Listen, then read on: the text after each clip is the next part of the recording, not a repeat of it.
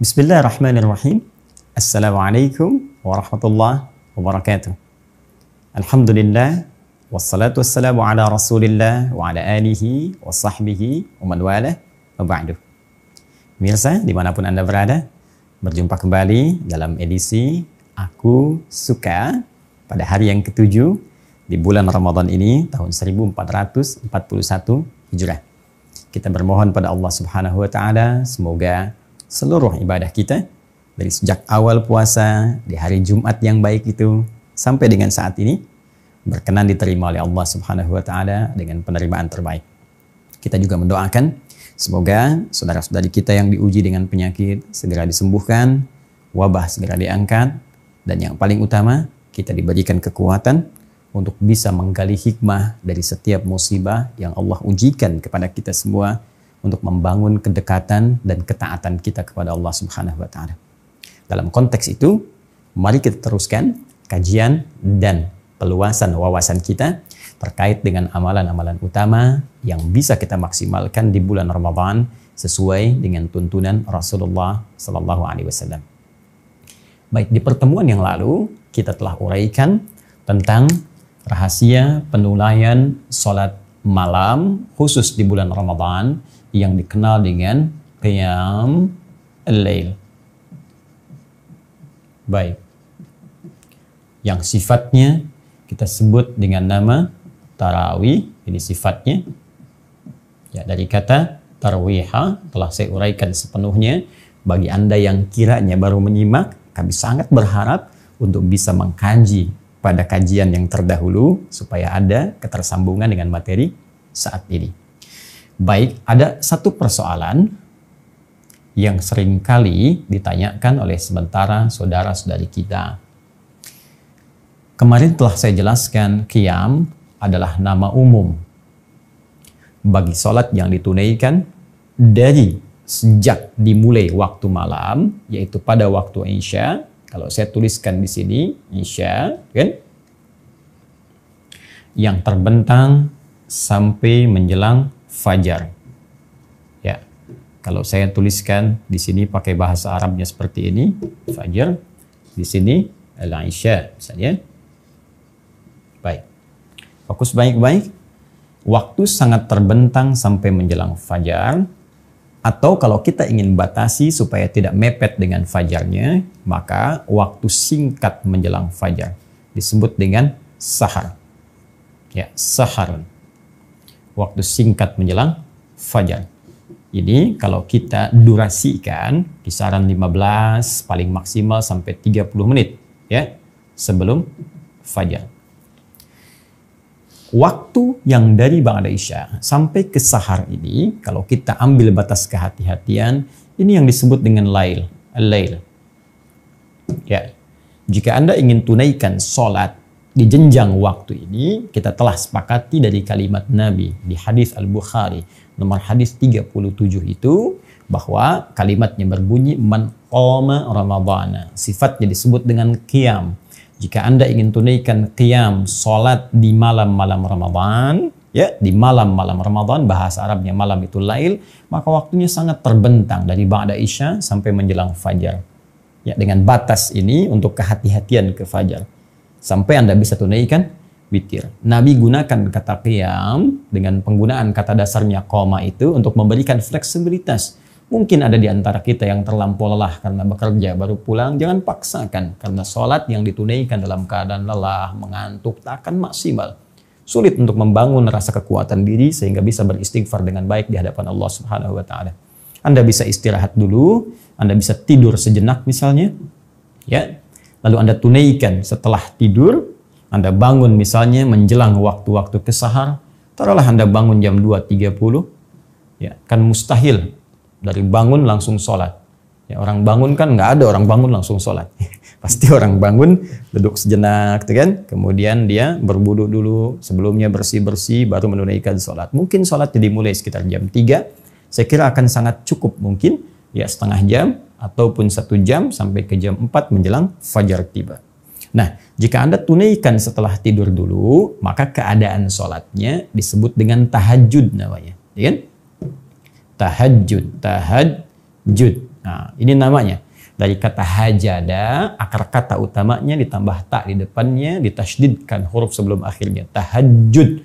Ya, berarti memiliki makna beraktivitas setelah tidur terlebih dahulu. Namanya ini.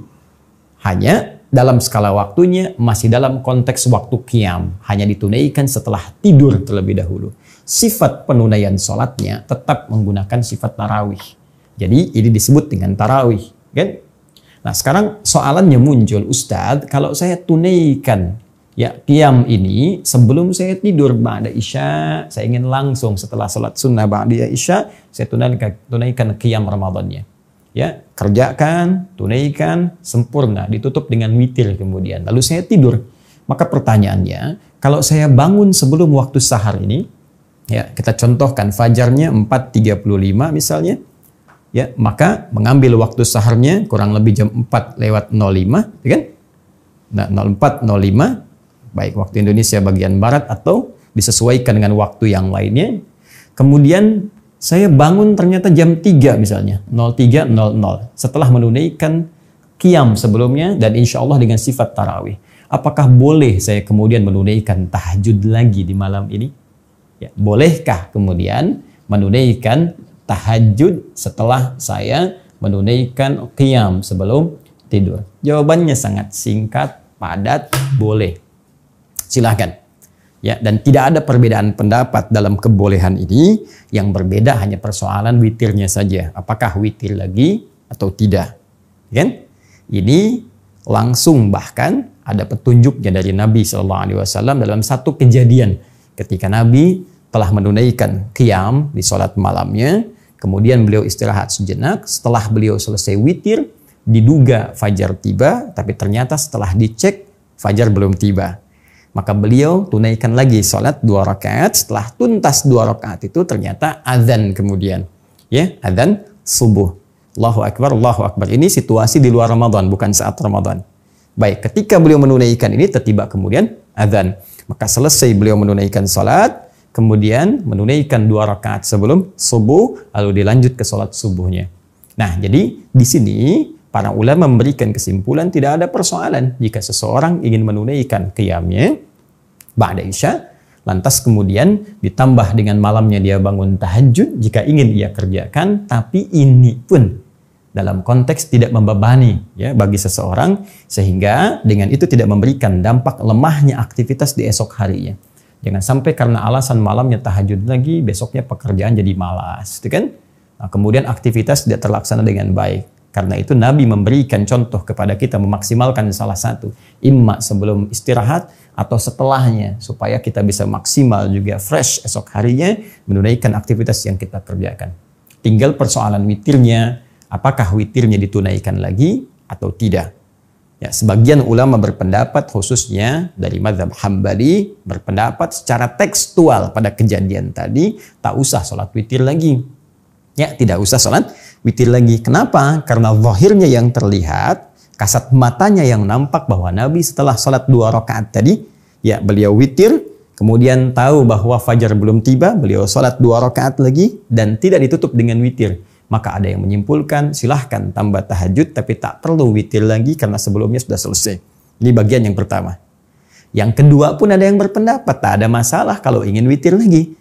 Karena witir yang ini menutup sholat yang 2 rakaat dikerjakan lagi. Ya, sedangkan witir yang pertama menutup sholat yang golongan pertama yang telah kita kerjakan. Jadi kalau dalam konteks di sini Anda sholat kemudian witir, sholat witir Anda menutup nih sholat yang sebelumnya, rangkaian sebelumnya. Adapun setelah ini jika Anda ingin sholat lagi, maka dibuka dengan sholat baru dan sholat itu ditutup dengan witir yang kemudian dikerjakan setelahnya.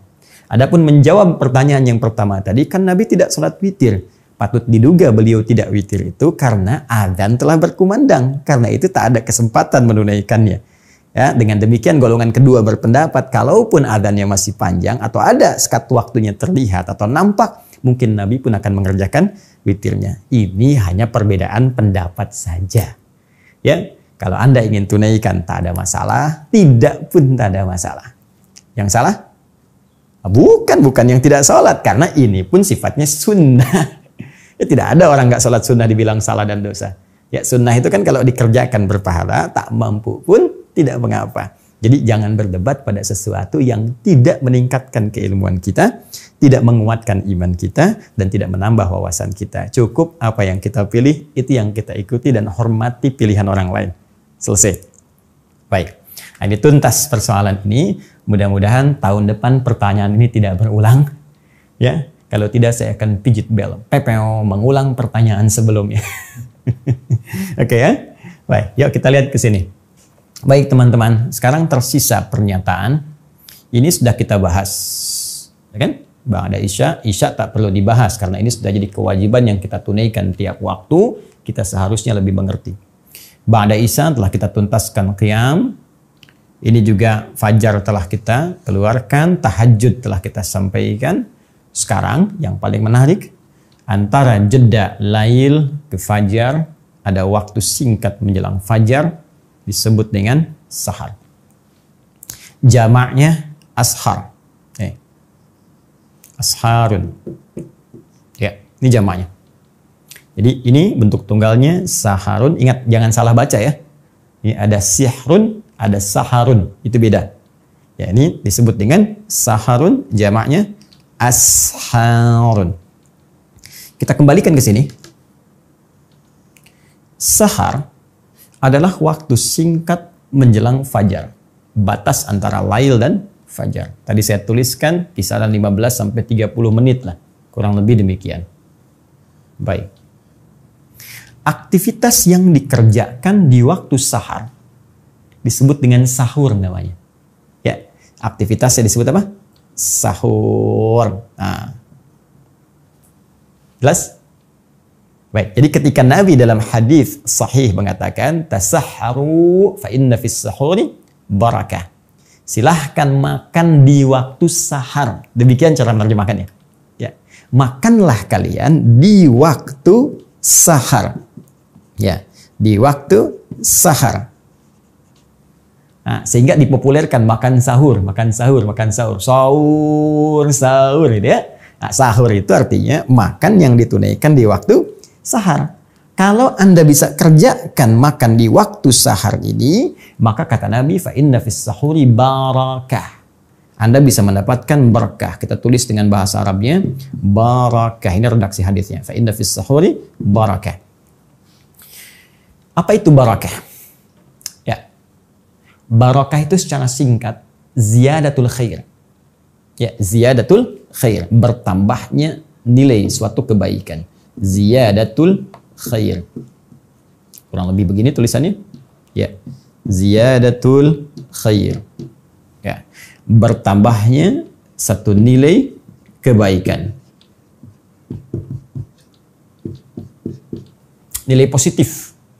Contoh, maaf, pakaian ini berkah ketika pakaian ini memiliki nilai-nilai kebaikan yang bertambah. Bisa dipakai ibadah, dipakai mengerjakan yang baik-baik, kan? Kacamata ini berkah ketika kacamata ini digunakan untuk membantu melihat yang baik-baik. Itu berkah. Harta itu berkah ketika harta mampu dikelola dan digunakan untuk bisa mendapati yang baik-baik. Itu berkah namanya.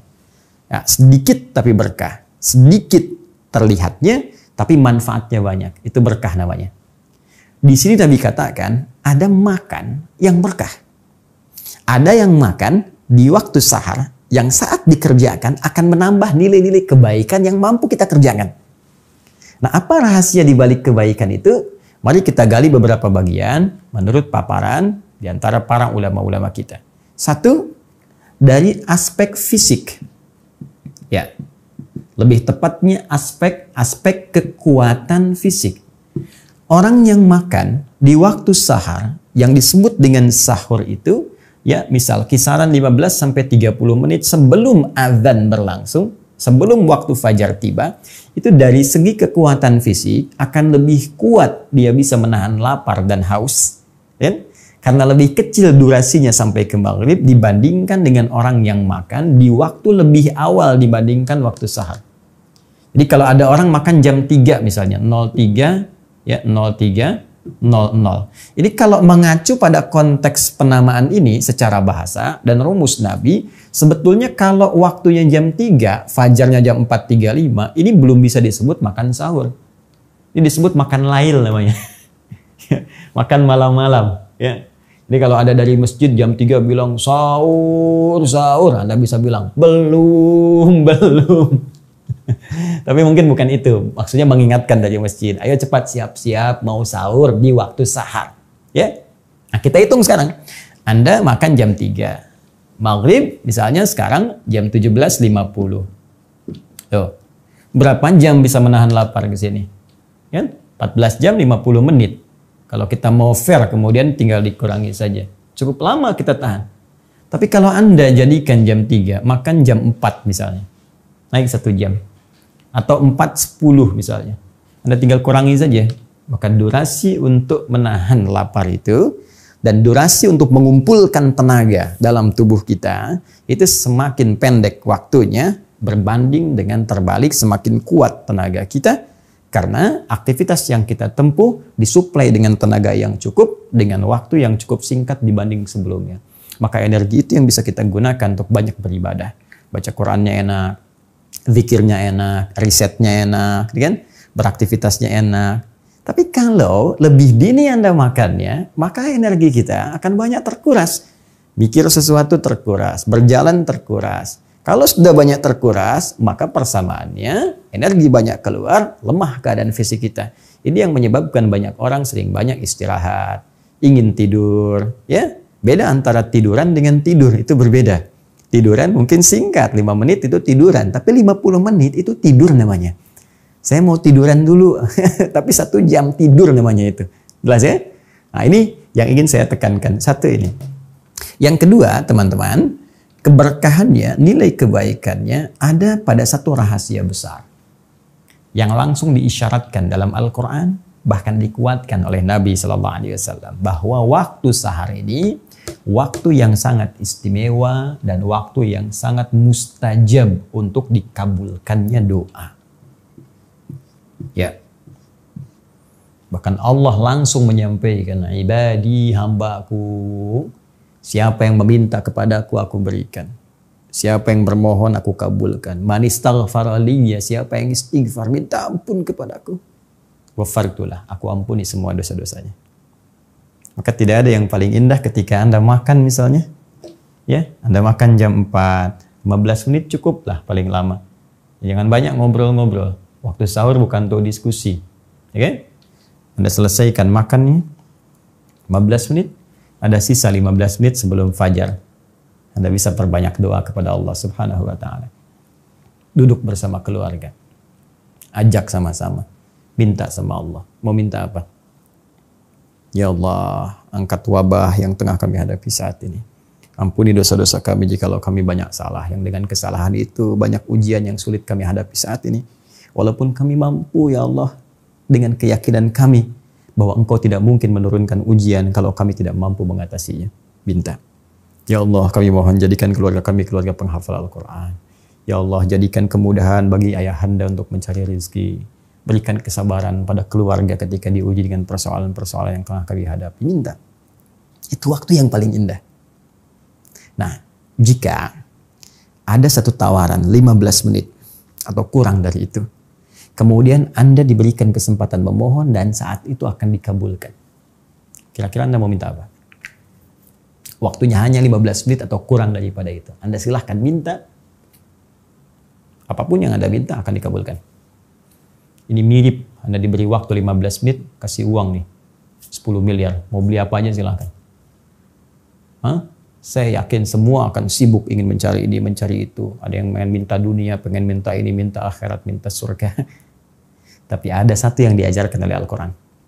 Jika Anda mampu mengamalkan ini, maka kedahsyatan akan Allah turunkan dengan memberikan semua apa yang Anda butuhkan sekaligus mengampuni dosa-dosa yang pernah Anda kerjakan. Keberkahan itu, kebaikan itu bisa ditemukan rumusnya di Quran surah ke-51 Adz-Dzariyat ayat 18. Di sini langsung Allah sampaikan wabil ashari hum yastaghfirun. Wabil ashari, dan saat tiba waktu-waktu sahar itu. Ashar tadi saya sampaikan, jama' dari kata sahar. Kenapa Allah ingin sebutkan ashar? Seakan-akan Allah ingin berikan kesempatan, kalau sahar hari ini nggak dapat, besok dapat. Besok nggak dapat, besoknya lagi dapat. Demikian saya bentangkan, kata Allah, banyak setiap hari sebelum datang fajar kesempatan untuk Anda lakukan dengan amalan yang Anda kerjakan pada saat itu, anugerah bisa diberikan begitu melimpah. Apa diantaranya? Hum yastaghfirun. Kata Allah, mereka banyak istighfar. Istighfar, istighfar, istighfar. Allahu Akbar. Jadi kalau tadi hadis kutsinya mengatakan mau minta dikabulkan, ya, mau mohon diberikan. Tapi kalau ada istighfar langsung diampuni. Kalau ada 3 pilihan ini disampaikan pada kita, kita mau ambil yang mana? Mau minta, ya kan? Diberikan, mohon dikabulkan, atau kita beristighfar diampuni. Maka rumus cerdasnya kata para ulama, pilih bagian ketiga, minta istighfar. Karena Al-Quran pun mengarahkan kepada bagian ini. Kenapa? Karena orang istighfar itu, kalau sudah istighfar, dosanya diampuni, kosong dari semua dosa, maka mudah tersambung dia kepada Allah Subhanahu wa Ta'ala, sehingga belum minta pun berpotensi dikabulkan oleh Allah Subhanahu wa Ta'ala. Karena itu orang-orang dulu jika punya hajat, keinginan kepada Allah, banyak di antara mereka yang membiasakan istighfar. Astagfirullah, astagfirullah, astagfirullah, astagfirullah. Bahkan pernah saya kisahkan pada Anda, kisah tentang seorang tukang roti yang sering istighfar itu. Anda bisa cek kembali dalam ceramah-ceramah yang pernah saya sampaikan. Dengan rajinnya istighfar, dia katakan, tidak pernah ada doa yang saya mohonkan kepada Allah kecuali selalu dikabulkan oleh Allah Subhanahu wa Ta'ala. Karena itulah orang ahli istighfar, dosanya cepat diampuni oleh Allah, terjaga dari semua kesalahan dan dosa. Allah menjaganya dengan cara yang baik tentunya. Kemudian yang kedua, ini yang paling menarik, orang rajin istighfar, oleh Allah cepat dikabulkan doa-doanya. Dan yang ketiga, orang rajin istighfar akan disejajarkan oleh Allah dengan orang-orang sabar, orang-orang khusyuk dalam salat, orang-orang rajin infak, dan orang-orang yang jujur dalam kehidupannya, dan mereka ditempatkan dalam surga yang selevel. Itu ditemukan di Quran surah ketiga ayat ke-17. Ya, as-sabirina, dan orang-orang sabar itu. As-sadiqina, orang-orang jujur itu. Ya, kalimatnya perhatikan, as-sabirina, was-sadiqina, wal-qanitina, dan orang-orang yang khusyuk dalam salatnya itu. Wal-munfiqina, dan orang-orang yang rajin infak, dermawan. Masya Allah, orang sabar, orang jujur, orang khusyuk dalam ibadah salatnya, orang dermawan. Yang kelima, wal-mustaghfirina bil ashar, dan orang yang rajin istighfar ketika waktu sahar itu tiba. Jika ada tawaran diberikan kepada Anda, bukan sekedar makan, doa dikabulkan, dosa-dosa kemudian diampuni, dijaga oleh Allah. Tapi penjagaan ini bukan maksum. Kalau maksum sifatnya Nabi SAW. Ya, para Nabi maksum. Tidak mungkin berbuat salah karena ada penjagaan Allah. Kalau kita diampuni dosa, oleh Allah diarahkan untuk berbuat nilai-nilai kebaikan. Ada penjagaan dari Allah Subhanahu wa Ta'ala. Ada malaikat yang ditempatkan oleh Allah untuk mengawasi tindakan kita, membisikkan kalau ada kesalahan-kesalahan mungkin berpotensi kita kerjakan. Dan yang terakhir, dikumpulkan oleh Allah di surga bersama 4 golongan terbaik. Kalau tiap menjelang subuh Allah tawarkan dan belum Anda ambil juga karena sibuk dengan makanan, maka berapa kali sahur lagi mesti Allah tawarkan kepada kita untuk memberikan semua keistimewaan tadi. Sekarang sudah hari yang ke-7, ada peluang besok di yang ke-8, ada peluangnya lagi di yang ke-9, tapi kita tidak mengerti dan tidak mengetahui di hari keberapa kita akan berpulang kepada Allah Subhanahu wa Ta'ala. Karena itu, saya memberikan saran bagi saya dan kita semua, kalau ada peluang esok kita bangun, diberikan kesempatan untuk hidup, manfaatkan waktu sehari ini sebagai pemberian dari Allah untuk kebaikan kita, dunia dan akhirat. Subhanakallahumma wa bihamdika, asyhadu an la ilaha illa anta, astaghfiruka wa atubu ilaik, wa akhiru da'wana alhamdulillahi rabbil alamin. Assalamualaikum warahmatullahi wabarakatuh.